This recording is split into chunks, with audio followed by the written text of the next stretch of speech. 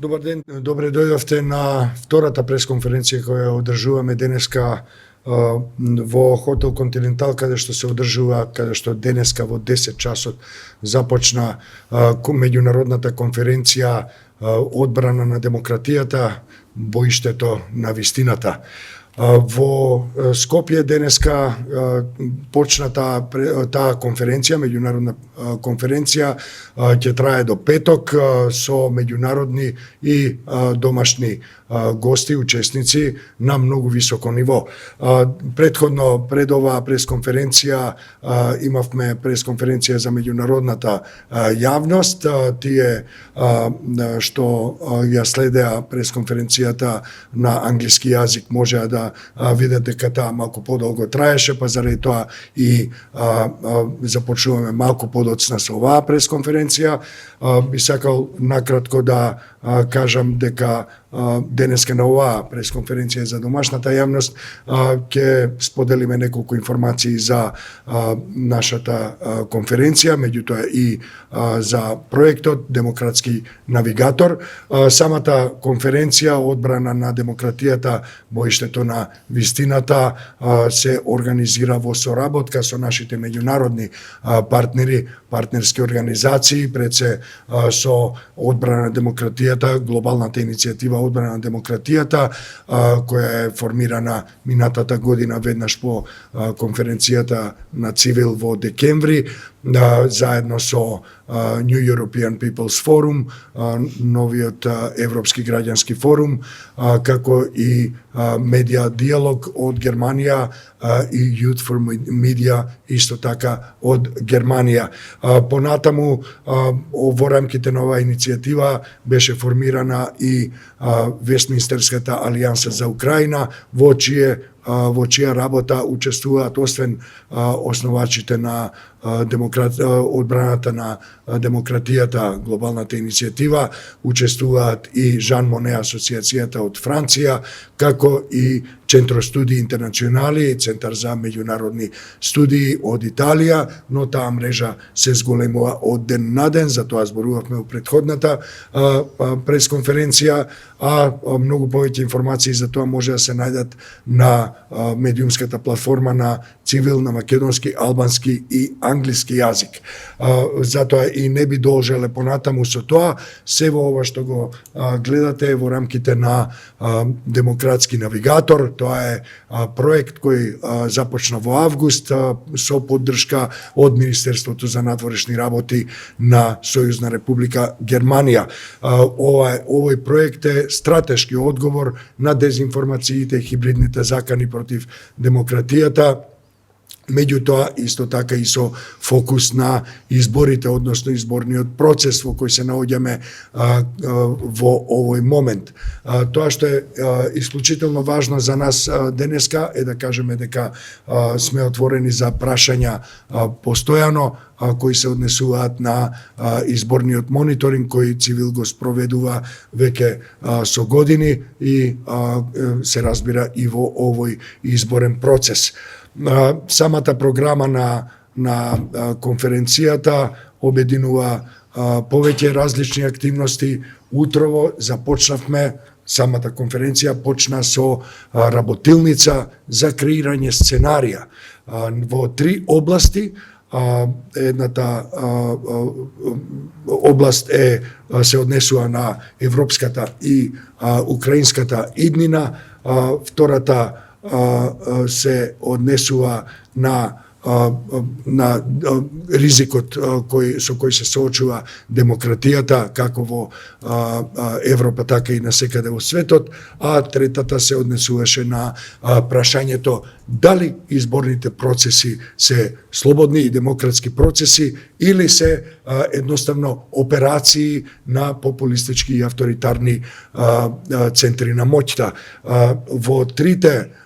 Во трите групи кои беа формирани во рамките на работилницата се изработија сценаријата кои почнуваат со наслови во главните медиуми, во големите релевантни медиуми кои се однесуваат на овие теми со датум од 8 октомври 2030 година. Значи работевме на сценарија за тоа што ќе се случува во наредните 5 години и која би била ситуацијата за 5 години. Во првата група што се однесува на европската и украинската иднина, насловот на 8 октомври 2030 година од еден од поголемите медиуми во светот би бил руските воени бродови на готовс во Црното море, на Нишан, Бугарија и Романија. Така изгледа проекцијата на нашата работна група која го покриваше овој дел од креирањето на сценаријата. Втората група која се однесува, која работеше на демократијата под ризик, насловот кој ќе го излече на 8 октомври 2030 година е следниот: меѓу бизнисот и верата, мека меѓу Турција и Израел. Третата група која работеше на изборните теми и демократската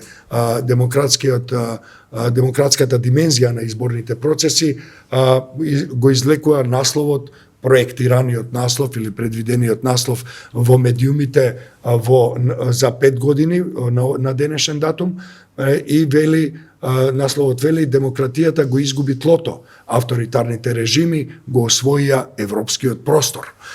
Тоа се трите наслови кои символично ги презентираме на почетокот на оваа пресконференција, кои би требало да исто така да упатат, да дадат информација за тоа што се ќе се работи во овие 3 дена на меѓународната конференција на Цивил. Денеска би сакал да го издвојам, нели има и други активности, меѓутоа би сакал да издвојам панел дискусијата, една дискусија на многу високо ниво со повеќе од 10 учесници од цела Европа и пошироко, вклучително и Соединетите американски држави, под наслов Украинската борба, европската иднина, наша заедничка реалност, научени лекции и следни чекори. Овој настан на високо ниво ќе се одржи на англиски јазик со учесници од Обединетото кралство, Украина, Германија, Соединетите американски држави ги спомнав, Италија, Франција, Унгарија и низа други земји кои ќе одговорат на прашањата поврзани со украинската и европската иднина. Утре имаме 2 извонредно интересни панели. Првиот панел кој започнува во 10 часот е со наслов демократско назадување или назадување на демократијата, импликации и консеквенции, последици, а вториот панел кој почнува во 11 часот и 30 минути се однесува на интегритетот на изборните процеси и демократската отпорност, кои се предизвиците, но и решенијата во оваа област, во овие прашања. Ова е особено важен панел заради тоа што тука ќе споделиме и важни информации од наодите на Цивил, од досегашниот мониторинг, долгорочен мониторинг на изборните процеси, меѓутоа и на изборните реформи, воопшто и на политичката, социополитичката состојба, дезинформациите, пропагандата и хибридните закани против демократските процеси, други клучни процеси и настани во земјата. Третиот ден ќе имаме веќе во попладневните часови, правам само селекција, повеќе детали можете да откриете на нашата медиумска платформа, да не го одземам премногу времето. Третиот ден по 14 часот некаде ќе имаме финализирани изјави и извештаи кои се однесуваат на сите работи, на сите теми и содржини кои ги покривавме во тоа време. Правиме напори нашите материјали да бидат достапни на повеќе јазици, на македонски, албански, англиски, германски, босански, хрватски, српски, и други јазици, француски и така натаму. Тоа ќе бидат заеднички изјави, заеднички извештаи и заеднички ставови за тоа што треба, односно препораки што треба да се направи понатаму. Работилницата за која зборував на самиот почеток, тоа е изработка на сценаријата. Денеска работеше на изработка на негативните сценарија, лошите последици. Меѓутоа, во наредните 2 недели, истите групи ќе работат на тоа да излечат препораки за тоа како да се спречат овие лоши последици, овие лоши исходи од настаните и процесите во светот. И тоа ќе биде исто така соопштено. Така што оваа конференција можеби ќе заврши за 3 дена, меѓутоа нашата работа ќе продолжи понатаму. Како што спомнав, ова е дел од Демократски навигатор, проект за одговор, за стратешки одговор на дезинформациите, пропагандата, хибридните закани и фокус на изборите со изборен мониторинг, долгорочен изборен мониторинг. Тоа е исто така во една спрега, заедно со сите други сектори. Нашиот проект се однесува на нашата земја, меѓутоа и на регионот, ги покриваме исто така и темите во Европа и пошироко и се обидуваме да изградиме проект со резултати кои ќе бидат применливи не само во нашата средина, туку и глобално. Тоа сето се разбира дека е во контекст и на минатата година кога ние изработивме еден стратешки документ со препораки кои се глобално применливи и кои се онлайн кај нас. Тоа е извештајот, ако може примерокот од книгата да го добијам. Тоа е оваа книга, таа има и онлайн и која содржи препораки, конкретни препораки и програми, насоки за тоа што треба да се направи за да се одбрани демократијата, да се одбранат човековите права и слободи. Многу е важно да поентираме исто така дека ако до пред неколку години ние работевме на промоција на демократијата и човековите права, денес се наоѓаме во ситуација да кажеме дека ја браниме. Значи е во дефанзива, затоа што авторитарните и други антидемократски тенденции и процеси се во офанзива и ги загрозуваат вредностите, демократските вредности, како во нашата земја, така и насекаде во Европа, односно насекаде во светот. Се разбира, ќе бидеме отворени и за други прашања, вклучително и од мониторингот. Вака, јас најпрво ќе се надоврзам кратко само на утрешната пресконференција која што веќе е начна и во која што веќе најави дека дел од панел дискусијата која што ќе биде во 11:30 часот за интегритетот на изборните процеси и демократската отпорност ќе се презентираат или ќе се прикажат и дел од нашите наоди од нашиот долгорочен мониторинг. Ние сме препознатливи по тоа, затоа и започнувам вака со овој вовед, затоа што од 2008 година па наваму методологијата на цивил во однос на изборното наблюдување е специфична токму по долгорочното мониторирање, кое што во еден дел се состои во следење на политичко-општествената состојба во нашата земја од завршување на еден изборен циклус до започнување на друг изборен циклус, и се разбира интензивниот долгорочен мониторинг со наши долгорочни наблюдувачи од распишување на изборниот процес, независно дали е во година за локалните избори и на денот на гласање со краткорочни наблюдувачи. Вкупно ние оваа година ќе имаме 60 акредитирани наблюдувачи и понашто можам да забележам колку што се акредитирани домашни наблюдувачи од Државната изборна комисија, сега најверојатно ќе имаме и најмногу наблюдувачи на терен.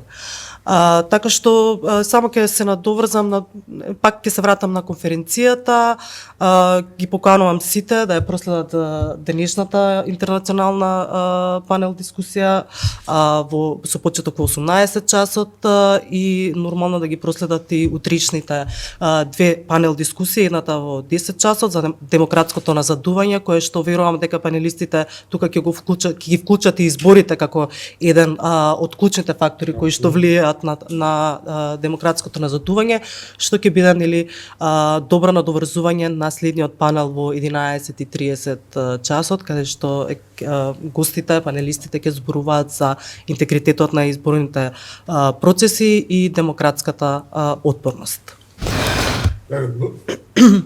Благодарам, Билјана.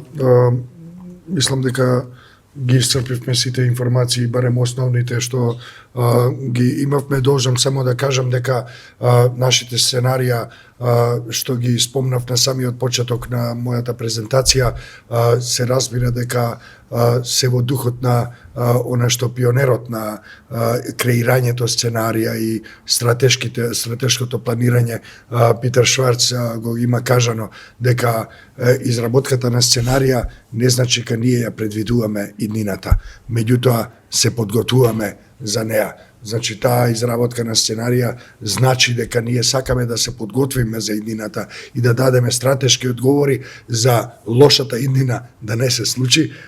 Се разбира, организацијата има одлична соработка, секојдневна комуникација со граѓанките и граѓаните и всушност информациите што се архивираат и се обработуваат од нашиот мониторинг тим за хибридни напади се базира во голема мерка и на пријавите, односно информациите кои доаѓаат од целата земја, од сите заедници кои секојдневно, имајќи ја целосната доверба во цивил, ни јавуваат што се случува. Толку имаме за сега, имаме две редакции, колку што гледам со физичко присуство овде, три редакции, се извинувам, три редакции имаме со физичко присуство, не сметајќи ја на цивил редакцијата, се разбира, имаше простор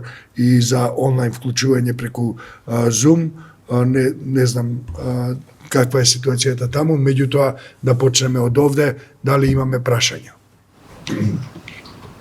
Да, јас ако можам. Да се представам прво, здраво пак, Фатима Дервиши, новинарка од Алса телевизија, во контекст на локалните избори, како е состојбата со дезинформациите, имајќи предвид дека сме ги имале порано, особено пред секој изборен процес. Може на македонски или кој ја дијана на албански, за мене е се исто. Океј, не сум единствениот релевантен да зборувам за ова, бидејќи цивил веќе долги години, би рекол повеќе од една деценија, е инволвирано во длабоки активности, длабоки анализи со мониторинг и со препораки кои се однесуваат на дезинформациите, пропагандата, говорот на омразата и други облици на попречување на демократските процеси. Видете, дезинформациите станаа редовна алатка со која се служат сите што имаат некаква амбиција да дојдат на власт.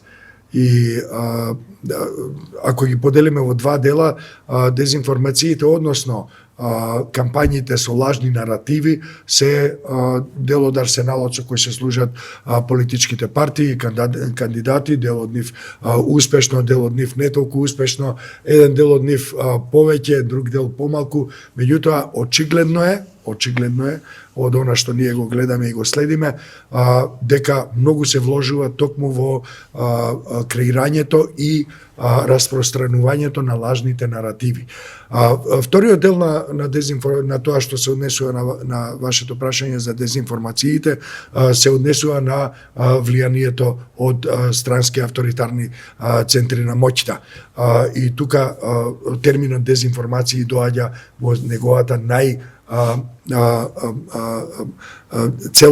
најцелосна форма, односно дезинформациите се очигледни, тие се дел од една долгорочна активност, операција за менување на однесувањето, дури и на јавното мислење во таргетираните земји.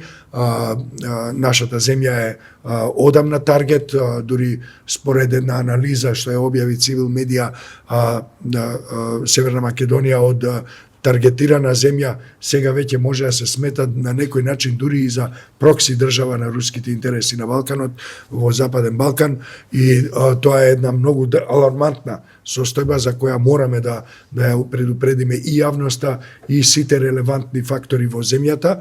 Дезинформацијските наративи не мора секогаш да бидат насочени на одредена тема или на одреден ентитет. Тие наративи, дезинформацијските кампањи и лажните наративи кои доаѓаат од надвор се имаат за цел да внесат конфузија, да внесат поларизација, да внесат нестабилност, да дестабилизираат земјата и пред се тие немаат намера да ве убедат вас да мислите на овој или на оној начин. Главната цел е да предизвикаат сомнеш кај вас. Сомнеш во институциите, сомнеш во медиумите, сомнеш во академијата, сомнеш во експертските толкувања на нештата, сомнеш во науката, ако сакате, и сомнеш во другата заедница, и да внесат поделби, поларизација и тензии во општеството. Неретко гледаме дека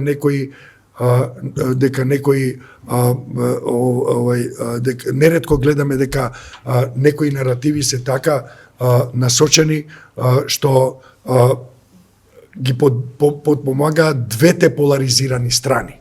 Подеднакво. Зошто? За да создадат тензии и нестабилност во општеството и да попречат одредени процеси на вистина да се случат.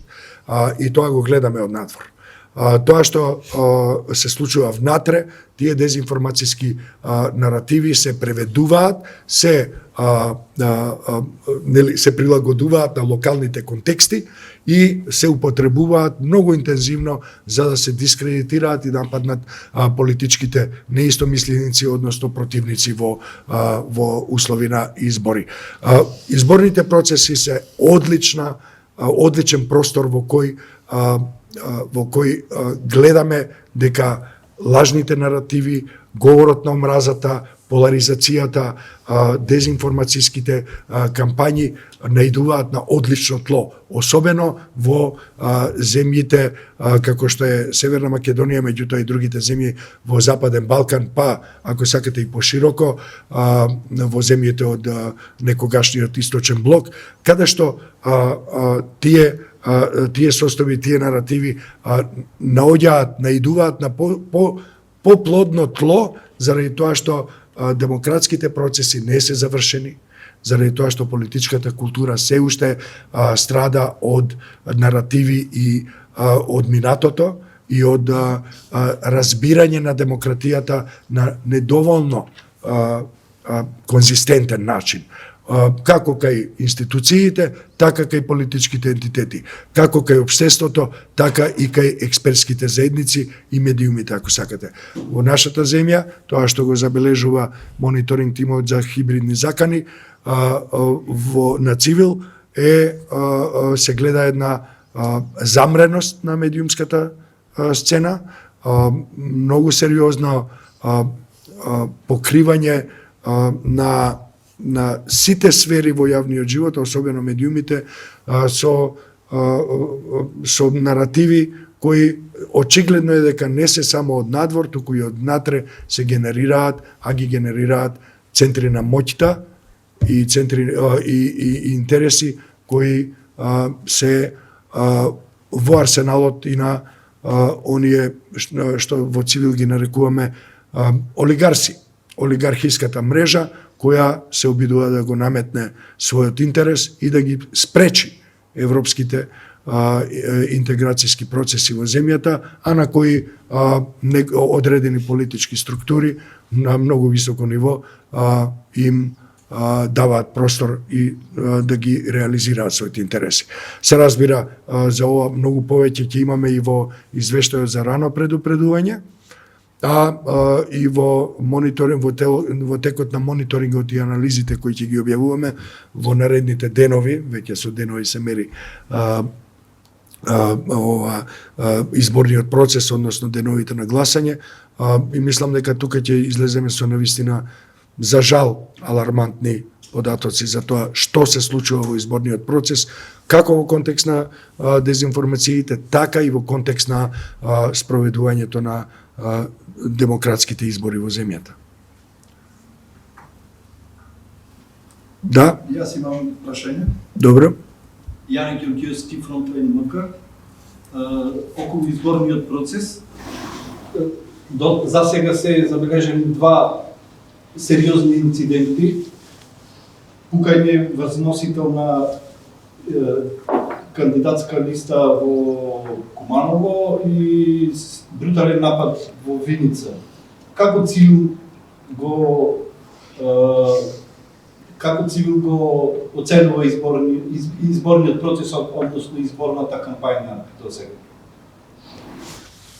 Мислам дека ова одлично прашање го содржи делумно и одговорот на прашањето. Тоа е дека кога дојдоа од терен првите информации за тоа дека почнавме да се користиме со средства кои беа употребени во оној судир во Руанда, односно мачети и камења, ние мислам дека објавивме веќе дека изборниот процес туку што стана крвав. Парафразирам сега, меѓутоа, да, тоа е едниот атрибут, бидејќи, знаете, ние како организација го следиме изборниот процес во неговата целовитост, меѓутоа сме многу чувствителни, да го кажам тоа, нели, методологијата има и своји други термини, чувствителни сме на било каков инцидент кој укажува на криза на демократската димензија на еден изборен процес. И во таа смисла ние очекувавме дека ќе има насилство. За жал не исклучуваме, не велиме дека ќе има, меѓутоа не исклучуваме насилството да продолжи на самиот, или непосредно пред денот на гласање, но и на самиот ден на гласање. Нашата оценка е дека веќе имаме сериозно отклонување од она што ние го сметаме за добра изборна практика. Насилството, макар да е само еден инцидент, да веќе кажавте и вие самите посочивте на два многу жестоки инциденти, од кои едниот е со огнено оружје, а другиот е со оружје, тоа значи дека овој изборен процес веќе има негативна оценка од нас. Се разбира, предупредуваме и алармираме и апелираме до сите ентитети, а особено до институциите, да направат се што е во нивна моќ и одговорност и законска одговорност и надлежност да престанат да ги превенираат и да престанат со злоупотреби на волјата и на правата на граѓанките и граѓаните со право на глас.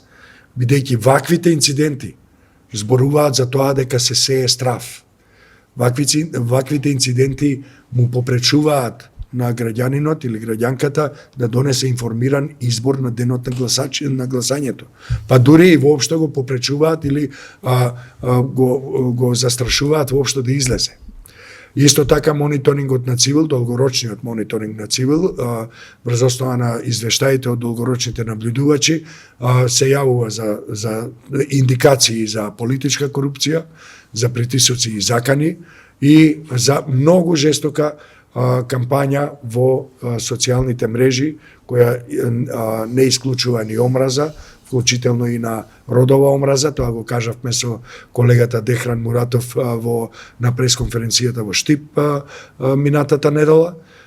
Исто така национализмот, жестокиот националистички наратив се бележи кај голем број политички ентитети, а кај друг се бележи кокетирање со националистичките наративи, со цел да се добие што е можно повеќе политички поени, заборавајќи на една едноставна работа, а тоа беше кажано и на настанот на Цивил во Штип, дека изборите се одржуваат на одреден датум, ама потоа продолжува животот.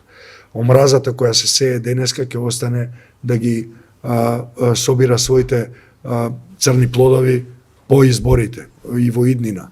И заради тоа апелираме и како организација да се престане со тоа, со говорот на омразата. За жал, голем дел од медиумите се придржуваат кон оваа игра на политичките и други центри на моќта во земјата, а исто така не изостанува и злоупотребата на децата за политички изборни цели. И на тоа исто така реагиравме жестоко и гласно. Децата мора да бидат тргнати од настрана од политиката, особено затоа што политичката битка во земјава трае подолго отколку што тоа би било нормално за еден нормален, обичен изборен процес на локални избори, каде што за жал доминираат национални наративи на национално ниво, а исто така имаме ситуација во која едноставно се злоупотребуваат со ништата, потребите, стравовите и надежите на граѓанките и граѓаните во една многу вулгарна смисла на зборот. Ова е кратка оценка, навистина, иако долго ви одговорив, кратка оценка на тоа што се случува. Ние како организација ќе останеме будни во овој поглед и ќе гледаме да ја алармираме јавноста постојано. Но, би сакал да искористам оваа прилика, еве тука е една значајна медиумска куќа, би сакал да искористам оваа прилика да предупредам на тоа дека нашите активности најчесто во еден дел од медиумите не само што се игнорираат, туку нашите информации се извитоперуваат. Ние сме цел на кампањи за валкање, со цел да се одвратат граѓанките и граѓаните, се информираат релевантно од тоа што ние го правиме. Заради тоа би сакал да апелирам до целата јавност, до сите што сакаат да дознаат повеќе, бидејќи имаме и едукативни содржини, да одат на нашата медиумска платформа, да не чекаат алгоритмите кои знаат да бидат превртливи и измамнички, алгоритмите да ги исфрлат на површина нашите наоди, туку да одат директно на нашата медиумска платформа. Може би малку предолго, колешките Дијана и Милјана доколку сакаат да додадат нешто? Не, имаме прашање веќе на оваа пресконференција на англиски јазик. Јас мислам дека би било многу интересно прашање, би било добро да го одговориш.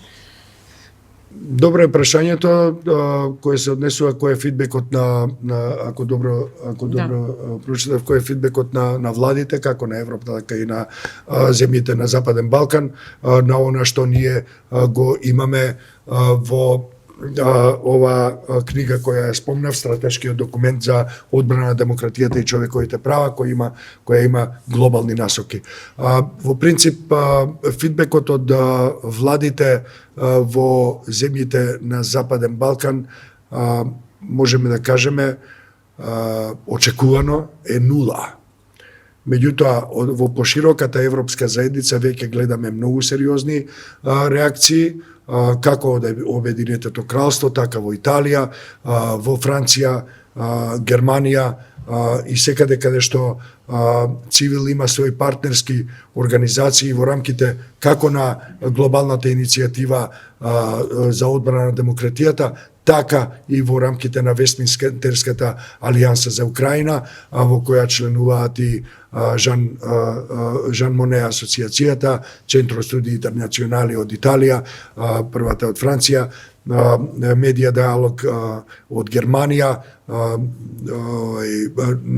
New European People's Forum, новиот европски граѓански форум, интернационална организација која во моментов се преселува од Копенхаген во Берлин, како и неколку други невладини организации и институти, како и академски институции од Европа, а се разбира и неколку групи интелектуалци, а на пат е и еден универзитет од Соединетите Американски држави да се приклучи на нашите иницијативи. Нивниот фидбек е добар. Сметаме дека тие сметаат и оценија ова наша работа како одличен придонес и веќе имавме големи комплименти од високи нивоа, од министерски, од парламентарни нивоа во земјите кои ги спомнав, кои претежно доаѓаат од Европската Унија. Мислам дека тоа е прилика. Да, меѓутоа прашува и од страна на нели властите во Македонија, дали тоа Значи, го кажав тоа на самиот почеток, земјите од Западен Балкан, по која спаѓа и нашата земја, имаат нула фидбек во однос на тоа што ние предложивме во тој стратешки документ. Се разбира, нашата промоција на овие глобални препораки почна во Лондон, во Вестминстер, во мај. Продолживме понатаму низ земјите од така наречената група Е, од коалицијата на волните, иницијативата на британскиот премиер Стармер. Меѓутоа, очекуваме во земјите од Западен Балкан, сепак, да не бидам целосно исклучив, сепак очекуваме некаков фидбек од дел од земјите на Западен Балкан. Веќе сме во комуникација со одредени како влади, така и парламенти и се разбира невладини организации и академски институции низ Западен Балкан, но тоа кој ќе се случи тогаш ќе информираме, не би одел понатаму. Значи, мојот одговор треба да биде одговор што се однесува и до нашите власти. Урдрони. Така, тоа што и вие го спомнавте, употребата на децата во изборната кампања, сте реагирале и порано. Како го коментирате тоа што досега се случува во секои избори, меѓутоа немало никаква постапка во правосудните органи, иако ова е незаконско? Знаете што, колешки, ние се соочуваме со една длабока криза демократска во земјата, меѓутоа таа демократска криза е придружена со длабоко отсуство на владење на правото. Нашата иднина, тоа се децата, младите генерации, младите воопшто, се последната категорија на која мислат оние што се борат за власт, за фотелја, за пари, за моќ. А полна им е устата истовремено токму со младите и со децата и со младите генерации. Тоа двојство, тоа лицемерие на политичките актери во земјата го гледаме со години, со децении да не кажам. А тоа што не реагираат правосудните и други институции, тоа само покажува во која состојба се наоѓа целото општество. Дека едноставно тие институции се толку партизирани што нема да мрднат ни со малиот прст за да направат нешто за да ги заштитат децата од вулгарната злоупотреба во изборните процеси и воопшто во политиката. И заради тоа ќе ни се случуваат и понатаму трагедии.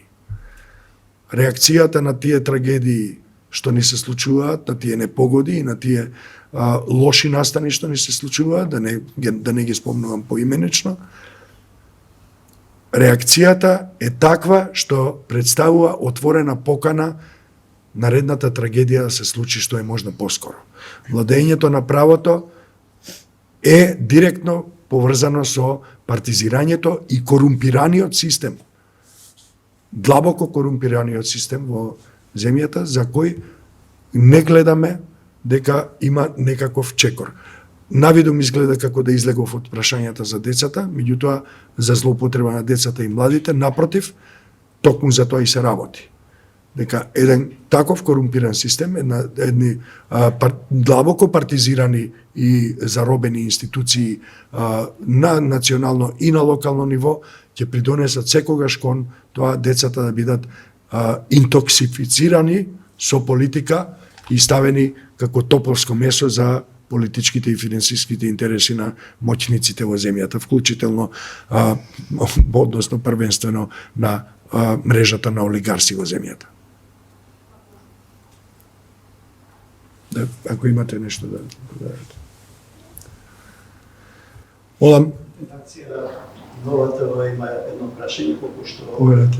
е познато, Цил беше активно вклучен во комисија или нешто слично за измени на изборниот законник. Мислам дека Јордановска или Тахири би сакал да одговорат. Кампањата за локалниот започна месец и нешто пред официјалниот старт. Никој тоа не го санкционира. Дали може би има намера Цил, ако не покрене да покрене, може би грешам, но мислам дека е подобро да нема ограничување за кампањата, да се терат како што има во некои западни држави, во САД, например. Ова е мимикрија и лачење, не се знае каде завршува Скопје, каде почнува Куманово, например. Да, добро. Мислам дека треба барем во резиме да го повториш прашањето, бидејќи немаше микрофон. Што се однесува до тоа, нели делот за прашањето дали воопшто треба да имаме изборна кампања, мислам ограничена изборна кампања од 20 дена како што е сега според изборниот законник, мислам дека ние не сме спремни за такво нешто, тогаш ќе им се даде и премногу слобода и ќе го сватат тоа и онака како што и веќе го сваќаат, дека со едни завршување на избори, како што реков и во моето излагање претходно, до следните избори можат да шират и да си прават изборна кампања како што сакаат и што сакаат. Значи ќе има злоупотреби во таа насока. Од друга страна, тоа не значи дека нема злоупотреби сега, со оглед на тоа како што рековте, она што ние го нарекуваме предизборна кампања не е регулирано со закон, освен во делот дека пред започнување официјалниот старт на изборната кампања, дека имаат право на еден јавен настан. Јавен настан, онака како што е дефиниран во однос на делот што представува изборна кампања.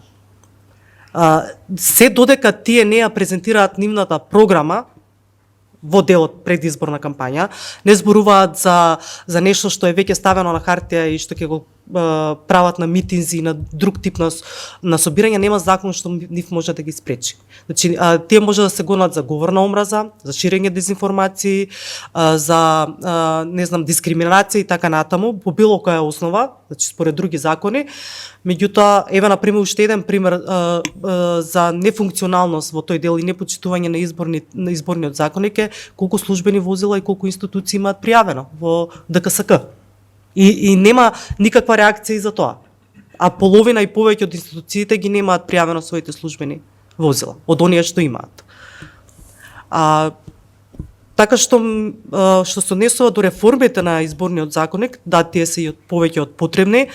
Ја спомнавте изборната група, нели, работната група за изборни реформи, која што работеше во 2023 година за промена за нели измени во изборниот законник пред претседателските парламентарните избори во 2024 година, нешто што воопшто не стигна ни до претениците во собранието ни да се разгледува, затоа што тогаш по скратена нели постапка, како што знаеме, се донесува друг вид на дополнување измени во изборниот законник непосредно во март, непосредно пред самите избори. Слично нешто се направи и се направи обид да се направи и оваа година. Така што се додека немаме на вистински реформи во изборниот законник, се до тогаш ќе имаме ние изборната кампања и прашањата поврзани дали треба да има или не треба да има, ќе бидат најмал проблем. Ако може да дополнам кај колешката, само една мало дополнување. Вистински реформи во изборниот систем се потребни, пред се нов изборен законник за кој зборуваме и ние бевме дел од работната група за измени во изборниот законник, каде што минатата година беа донесени и заклучоци за тоа дека мора да се донесе нов изборен законник. Нешто што Тоа тотално беше изигнорирано, а на 70 и повеќе страници беше доставен навреме, материјал од работната група која предводеше господинот Александар Новаковски, кој е инаку искусен професионалец во тој дел, но како и да е, освен тоа што треба да има коренити измени, нов изборен законник, измени и реформи во изборниот систем во земјата, треба да изградиме систем во кој тие закони и тој изборен законник и останатите закони навистина треба да се спроведат во интерес на граѓанките и граѓаните на нашата земја. Толку сакав да додадам, ако не е проблем.